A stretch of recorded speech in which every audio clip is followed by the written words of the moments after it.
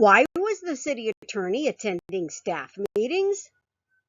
Greetings, everyone. This is the Gardening Snail of Livingston, California, just trying to keep the community informed and local government as honest as possible. This video is part one in a two-part series in which we go over the March 2023 invoice from Brenner LLP. In part one, we look at general, municipal, and human resources. The first thing we notice is that the invoice was dated April 24th, 2023, and that there was still a balance due from February and beyond of $37,933, leading to a total due and payable of $54,220 and change in just general municipal.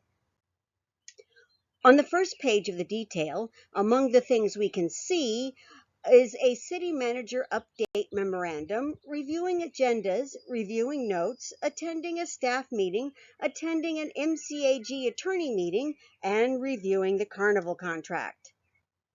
On the second page of the detail, there are 10 redactions. What we are allowed to see include charges for attending meetings, the process for issuing requests for proposals, the building code, check warrant, staff report, public works items, and fireworks ordinance. On the third page of detail, there's more on the city manager update memorandum, Main Street sidewalk repair, I Street water main repair, revising the fireworks ordinance, conferring about closed session items, and a rather large entry about researching the public contracts code, among other things. On the fourth page of detail, we see more charges for public works items, agendas, the MCAG Joint Powers Agreement, conferring about the Conflict of Interest Code, and attending meetings, among other things.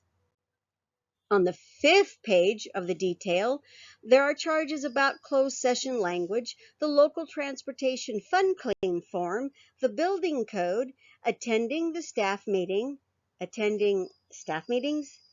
and a whole bunch of redactions. On the sixth page of detail, we see more on the city manager update memorandum, conferring with other attorneys about agenda items, more on that local transportation fund claim, amending the joint powers agreement with MCAG, the lifeguard training agreement, among other things. On the seventh page of the detail, we see some very large redactions. We also notice that most of the hours billed are by Christina Pritchard, the city attorney, and Juliette Vaughn, whose specialties include land use, planning, environmental assessment, and development agreements. If we look at the totals for what we were billed for human resources, we see total services 4 hours billed of $4,720, disbursements of $1,119 and change, and an unpaid balance of nearly $32,000. The first page of detail is totally redacted. The second page of detail is heavily redacted. However, there are unredacted entries about quite a bit of conferring with other attorneys and client regarding personnel matters. Here we can see that most of the hours were billed by the attorney whose focus at Brenner is human resource management, public employee discipline, and disciplinary settlements negotiation. The total for the hours billed was $4,720. Then there are 2 disbursements, the nature of which have been redacted. That add up to just over $1,000, plus $53 for 265 pages worth of photocopies. Adding the billable hours to the disbursements equals total charges of $5,839 plus change, which added to the unpaid balance gives us a total for human resources of $37,821. Now let's sort and add up what we can see and to see what we could see.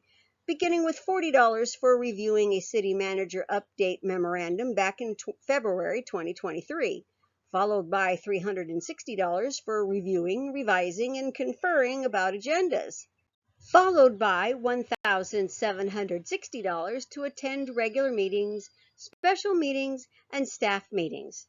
Staff meetings? Why do we have an attorney attending staff meetings? Next, $160 to review, revise, and confer about the building code ordinance. Followed by $40 to review the carnival contract, $20 to review the check warrant staff report, and $440 to review the city manager update memorandums. Next is $240 for reviewing, revising, and conferring about closed session items and reports, plus $20 to confer about a city council meeting, plus $40 to confer about the conflict of interest code. Then there is another $40 for conferring about the facilities district assessments, and $360 to review documents regarding an agreement with the Federal Highways Administration, if I'm understanding correctly.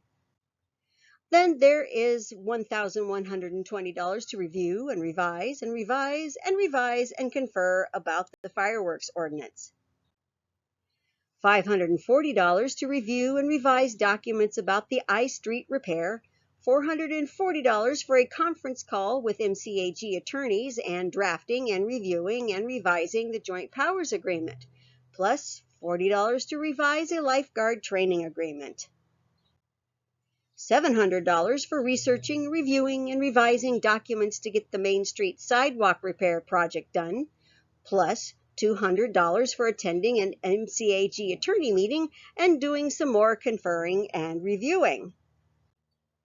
$360 to draft a portable light use waiver agreement, $320 to confer and review and analyze and comment on public works items, plus $40 to confer about the formal bidding process versus informal requests for proposals.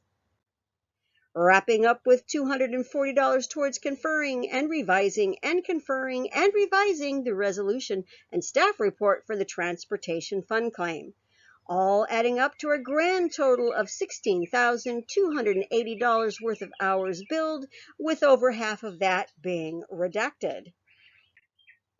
If you like what I do here, please follow me on Facebook and subscribe to my YouTube channel. And don't forget, editorial content is my own as a long-term resident of Livingston and does not represent the views and opinions of the City Council or the City of Livingston itself, and does not hold itself out to be any kind of legal advice.